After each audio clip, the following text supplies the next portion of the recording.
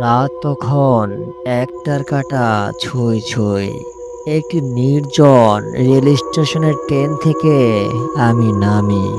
চারপাশটা যেন নিস্তব্ধতায় জমে আছে।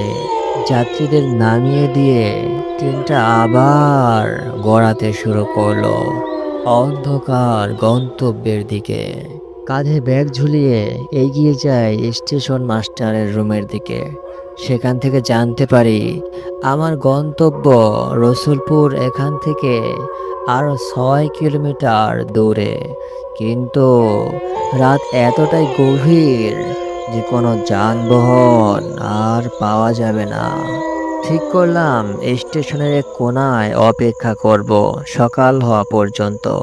কিন্তু আমি জানতাম না এই অপেক্ষার মাঝেই খুলে যাবে এক ভয়ঙ্কর রহস্যের দরজা।